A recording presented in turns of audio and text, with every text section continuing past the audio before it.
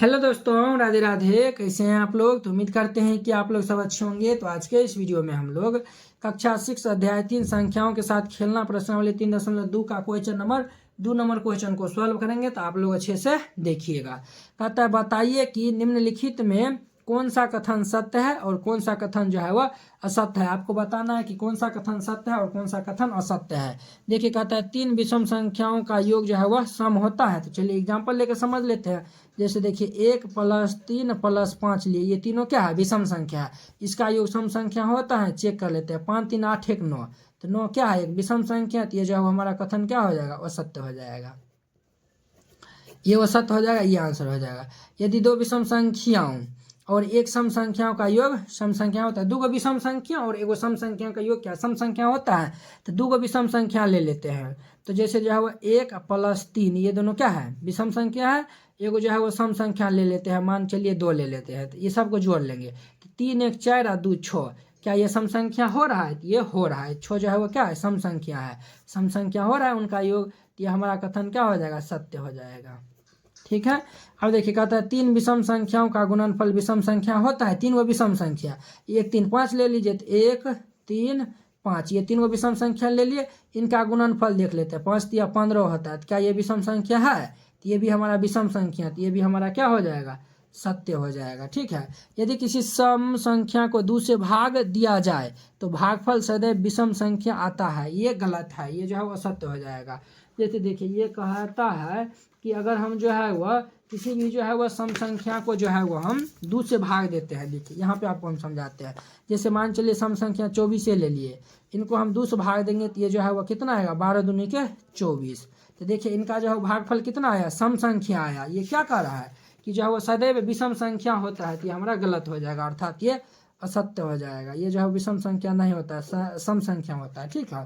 कहता है यदि सभाज्य संख्या विषम होता है, कहता है सभी अभाज्य संख्या जो है वह विषम होता है। ये जो है वह ई नंबर है। तो ई नंबर जो है वह गलत हो जाएगा। क्या होगा? यानी कि क्या हो जाएगा? तो गलत हो जाएगा। सभी अभाज्य संख्या विषम है, ये जो है वह गलत हो जाएगा, यानी कि ये असत्य हो जाएगा। क्या हो जाएगा? तो असत्य हो जाएगा। अभाज्य संख्या उस संख्या को कहते हैं कि जो है वह एक और स्वयं से भाग लगे, उनको हम अभाज्य संख्या कहते हैं। ठीक है। तो ये हमारा सभी अभाज्य संख्या विषम संख्या नहीं होता, ये असत्य हो जाएगा। ठीक है। ये जो है वो हमारा असत्य हो जाएगा। अब देखिए कहता है अभाज्य संख्या के कोई गुणनखंड नहीं होते हैं, ये भी हमारा कथन असत्य हो जाएगा। ये हमारा कथन क्या हो जाएगा? तो असत्य हो जाएगा। ये जो है वह कहता है कि अभाज्य संख्या के कोई गुणनखंड नहीं होता है। 2 गुणनखंड होता है, एक तो एक होता है, एक जो है वो स्वयं होता है, 2 होता है। ये हमारा असत्य हो जाएगा। कहता है 2 अभाज्य संख्या का योग सदैव सम संख्या होता है। तो मान चलिए जो है वो हम एगो 3 ले लेते हैं, एगो 5 लेते हैं। इनको हम जोड़ेंगे तो कितना आता है? ये जो है वो 8 आता है। 8 क्या है? ये जो है वो हमारा सम संख्या। ये जो है वो 8 क्या है? तो सम संख्या है। ये तो एक कंडीशन तो हो गया। अब देखिए मान चलिए ये जो है वह अब जो है वो हमें निकी दूसरा अभाज्य संख्या ले लेते हैं। मान चलिए 2 है अभाज्य संख्या और ये जो है वो हम एगो ले लेते हैं 5। देखिए दोनों को जोड़ेंगे तो ये कितना होगा? 7 होगा। लेकिन ये जो है वो क्या है? तो 7 भी तो एक अभाज्य संख्या होता है। कहता सदैव सत्य यानी कि सम होता है। तो ये जो है वो विषम भी होता है। ये इसीलिए ये जो है वो हमारा कथन क्या हो जाएगा? वो सत्य हो जाएगा, वो सत्य हो जाएगा। ठीक है। अब देखिए केवल 2 ही एक सम अभाज्य संख्या है, ये जो है वो हमारा कथन सत्य हो जाएगा। सबसे छोटी अभाज्य सम अभाज्य संख्या क्या है? तो केवल जो है वो 2 ही है। तो ये हमारा सत्य हो जाएगा। याद रखना है आपको। कोई भी पूछेगा कि जो है वह सबसे छोटी सम अभाज्य संख्या क्या है? तो 2 है। चलिए केवल सभी सम संख्या भाज्य संख्या हैं। कहता कि सभी सम संख्या भाज्य संख्या है। देखिए 2 तो सम संख्या है, लेकिन 2 भाज्य नहीं है, अभाज्य है। इसीलिए ये कथन हमारा क्या हो जाएगा? असत्य हो जाएगा। क्या हो जाएगा? असत्य हो जाएगा। ठीक है।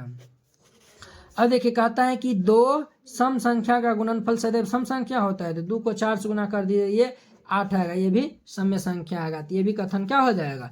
ये भी कथन हमारा सत्य हो जाएगा। तो इस तरीका से बनाइएगा, ये क्वेश्चन बन जाएगा। आई होप कि आप लोग ये क्वेश्चन बहुत ही अच्छा तरीका से समझ गए होंगे। तो चलिए हम अगले वीडियो में मिलते हैं इसके जो है वह 3 क्वेश्चन के साथ। अगर यह वीडियो आप लोग को अच्छा लगा होगा तो लाइक कमेंट एंड अपने दोस्तों के बीच शेयर कीजिएगा। अगर आप चैनल पे नए आए हुए हैं, चैनल को सब्सक्राइब कर लीजिए। आप लोग जो है वह सब्सक्राइब नहीं करते हैं तो सब्सक्राइब कर लीजिए। तो चलिए अब हम अगले वीडियो में मिलते हैं। जय हिंद।